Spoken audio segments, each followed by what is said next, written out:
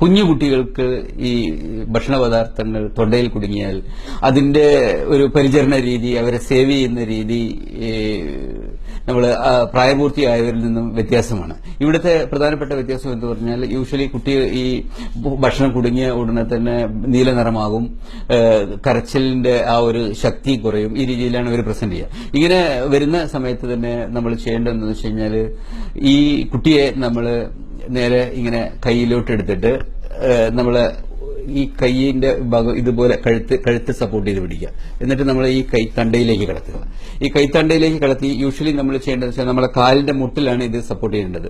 കാലിന്റെ മുട്ടിൽ സപ്പോർട്ട് ചെയ്തുകൊണ്ട് ഈ രണ്ട് സ്കാപ്പുലേക്ക് നമ്മൾ കൈപ്പിലായ എന്ന് പറയും. കൈപ്പിലായ എന്ന് പറയുന്ന രണ്ട് ബോണിന്റെ ഇടയ്ക്കുള്ള ഈ ഭാഗത്ത് എപ്പോഴും ഇത് ചെയ്യുമ്പോൾ തലഭാഗം താന്നിട്ടാണ് ഇരിക്കേണ്ടത്. വളരെ ശക്തിയായിട്ട് 5 തവണ അടിക്കണം. ഇങ്ങനെ 1, 2, 3, 4, 5 ഈ രീതിയിൽ. എന്നിട്ട് വീണ്ടും ഈ കുട്ടിയെ മറ്റേ കൈയിലേക്ക് ട്രാൻസ്ഫർ ചെയ്യുന്നു. എന്നിട്ട് നമ്മൾ 2 വിരൽ കൊണ്ട് ഇവിടെ ഈ മാർച്ചട്ട എന്ന് പറയുന്ന ഭാഗത്ത് 5 മർദ്ദങ്ങൾ കൊടുക്കുക. ഇത് ഇങ്ങനെ തുടർച്ചയായിട്ട് ചെയ്തുകൊണ്ടിരിക്കുക. ഇങ്ങനെ ചെയ്തുകൊണ്ടിരിക്കുമ്പോൾ ഞാൻ നേരത്തെ പറഞ്ഞ പോലെ തന്നെ ഈ തൊണ്ടയിൽ വന്ന് കുടുങ്ങിക്കിടക്കുന്ന ഭക്ഷണ പദാർത്ഥം തെറിച്ചു പോരും. അത് തെറിച്ചു പോരുന്നത് വരെ ഇത് ചെയ്തുകൊണ്ടിരിക്കണം.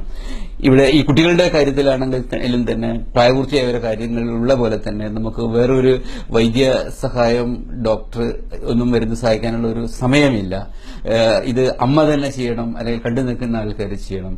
അതുകൊണ്ടാണ് ഈ ഒരു ട്രെയിനിങ് പ്രത്യേകിച്ച് കണ്ടു നിൽക്കുന്ന അമ്മമാരും ഈക്വലി അച്ഛന്മാരും ശ്രദ്ധിക്കണം എന്ന് അഭ്യർത്ഥിക്കുന്നു.